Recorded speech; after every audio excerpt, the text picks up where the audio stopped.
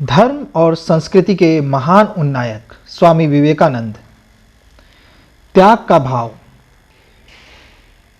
स्वामी विवेकानंद का संपर्क परमहंस देव से क्रमशः बढ़ता गया और इससे उनके आध्यात्मिक क्षेत्र में काफ़ी प्रगति हुई। इस समय की एक घटना का वर्णन करते हुए एक लेखक ने बतलाया है कि एक बार परमहंस देव ने नरेंद्र को एकांत में बुलाकर बताया, देखो, अति कठोर तपस्या के प्रभाव से मुझे कितने ही समय से अणिमा आदि सिद्धियां प्राप्त हो चुकी हैं, पर मेरे जैसे मनुष्य के लिए, जिसे कि पहने हुए वस्त्र का भी ध्यान नहीं रहता, उन सब का उपयोग करने का अवसर ही कहाँ मिल सकता है। इसलिए मैं चाहता हूँ कि माँ से पूछकर उन सब को तुम्हें सौंप दूँ। माँ कहने का मतलब काली देवी से पूछकर, क्योंकि मुझे दिखाई पड़ रहा है कि आगे चलकर तुझे माँ का बहुत सारा काम करना है।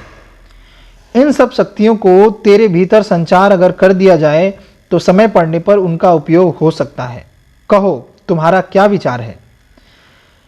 स्वामी विवेकानंद को यद्यपि अब तक के अनुभवों से परमहंस देव की दिव्य शक्तियों पर बहुत विश्वास हो चुका था, तो भी उन्होंने कुछ देर विचार करके कहा, महाराज, इन सब सिद्धियों से मुझे ईश्वर प्राप्ति में सहायता मिल सकेगी।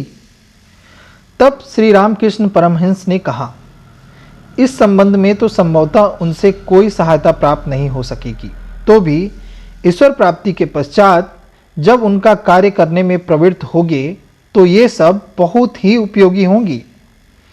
तब स्वामी विवेकानंद ने कहा, तो महाराज, इन सब सिद्धियों की मुझे क्या आवश्यकता है। पहले ईश्वर दर्शन ही करवा दीजिए, फिर देखा जाएगा कि इन सिद्धियों को ग्रहण किया जाए या नहीं। अत्यंत चमत्कारिक विभूतियों और सिद्धियों को अगर अभी से लेकर ईश्वर प्राप्ति के ध्येय को भूल जाऊंगा तो स्वार्थ की प्रेरणा से उनका अनुचित प्रयोग कर पाऊंगा, तो यह बड़ी हानि की बात होगी।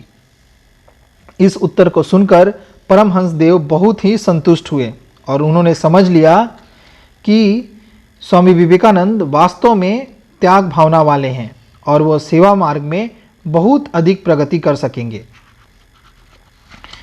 इसी प्रकार एक दूसरी घटना उस समय हुई जब सन 1884 में नरेंद्र के पिता श्री विश्वनाथ दत्त का देहांत हो गया और पारिवारिक झगड़ों के कारण घर की आर्थिक स्थिति अत्यंत शोचनीय हो गई। किसी दिन तो घर में चूल्हा भी नहीं जल पाता था, सबको भूखा ही रह जाना पड़ता था। स्वामी विवेकानंद उस समय तक यद्यपि एमए में पढ़ रहे थे, पर अध्यात्म की तरफ उनकी मनोवृत्ति होने के कारण रोजगार की तरफ कुछ ध्यान नहीं देते थे। पर अब इस आकस्मिक विपत्ति के आ जाने से उनका ध्यान कोई काम करने की तरफ गया और बराबर सरकारी और गैर सरकारी कार्यालयों में किसी छोटी मोटी नौकरी के लिए वे चक्कर लगाने लगे। पर कई महीने बीत जाने पर भी जब उनको सफलता नहीं मिली और परिवार वालों का कष्ट बहुत ही बढ़ गया, तो उनको स्वामी परमहंस देव का ख्याल आया कि उनके आशीर्वाद से इस विपत्ति से छुटकारा पाया जाएगा। जब नरेंद्र ने यह समस्या गुरुदेव के सम्मुख रखी और उनसे काली माता के सम्मुख इसकी प्रार्थना करने का आग्रह किया, तो उन्होंने कहा, भैया, मुझसे तो ऐसी बात कही नहीं जाएगी, तुम ही क्यों नहीं कहते। तू माँ को नहीं मानता, इसलिए तो यह सारा बखेड़ा खड़ा हुआ है। परमहंस देव के समझाने पर स्वामी विवेकानंद मंदिर के भीतर पहुंचे और उन्होंने देखा कि वास्तव में वहां अनंत प्रेम की वर्षा करती हुई माता का चिन्मय स्वरूप उपस्थित है।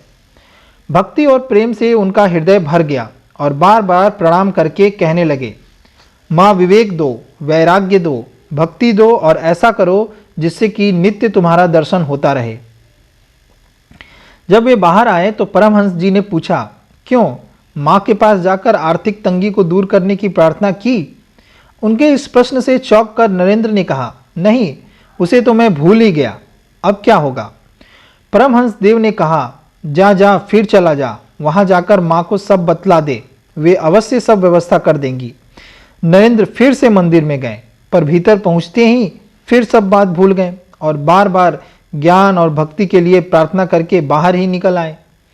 तीसरी बार भी जब वो अंदर गए तो ऐसा ही हुआ और तब वे परमहंस देव को पकड़कर बैठ गए कि यह सब आपकी ही लीला है, आप मेरे परिवार के निर्वाह की व्यवस्था कर ही दीजिए।